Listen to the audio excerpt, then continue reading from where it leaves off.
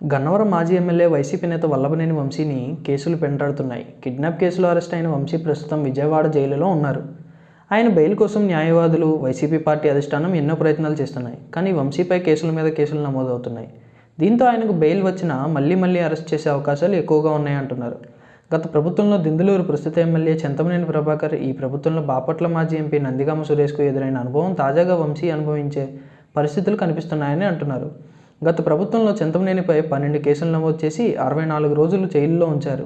అదేవిధంగా మాజీ MP Nandigama Suresh TDP కార్యాలయంపై దాడి కేసులో అరెస్ట్ అవగా ఆ కేసులో బెయిల్ వచ్చిన వెంటనే ఎస్సీ మహిళా హత్య కేసులో బయటకు రాకుండా జైల్లోనే ఉంచారు.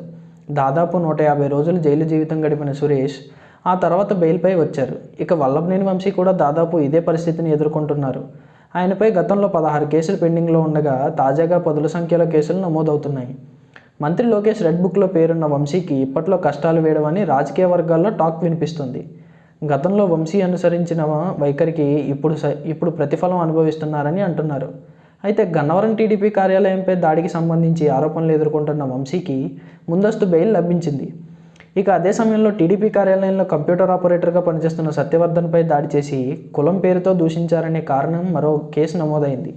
ఈ కేసులో ఆయన ముందస్తు బెయిల్కి దరఖాస్తు చేసుకున్నారు. ఈ పిటిషన్ విచారణలో ఉండగానే సత్యవర్ధన్ను కిడ్నాప్ చేసి ఫిర్యాదు ఉపసంహరించుకునేలా ఒత్తిడి చేశారని వంశీపై అభియోగాలు నమోదయ్యాయి. ఈ కేసులోనే ఆయనకు కోర్టు 14 రోజులు రిమాండ్ విధించి అయితే ఆయనకు బెయిల్ తప్పించేందుకు వైసీపీ అగ్ర నాయకత్వం చాలా ప్రయత్నాలు చేస్తోంది.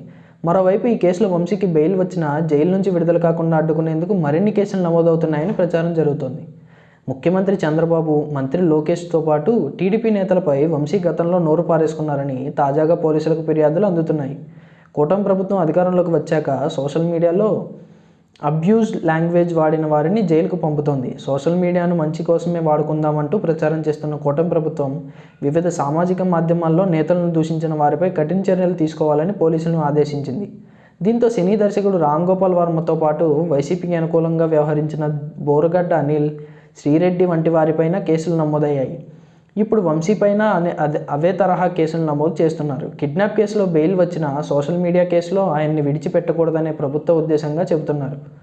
మాజీ ఎమ్మెల్యే వంశీపై తొలి నుంచి వివిధ కేసులు పెండింగ్లో ఉన్నాయి. ప్రభుత్వ హిట్ లిస్టులో ఉన్న ఆయన అరెస్టు అయిన తర్వాత ఆ కేసులో బూజు దులుపుతున్నారు పోలీసులు. అదేవిధంగా భూ అక్రమాలు, బెదిరింపులు, దాడి వంటి కేసులు ఆయనపై తాజాగా నమోదవుతున్నాయి. గన్నవరంతో పాటు విజయవాడ నగరంలోని పలు పోలీస్ స్టేషన్లలో వంశీపై ఫిర్యాదుల పరంపర కొనసాగుతోంది. ఈ పరిస్థితుల్లో వైసీపీ శ్రేణులు టెన్షన్ పడుతున్నారంటున్నారు. మరోవైపు వంశీని బెయిల్పై బయటకు తెచ్చేందుకు వైసీపీతో పాటు ఆయన సతీమణి పంకజశ్రీ ప్రయత్నిస్తున్నారు.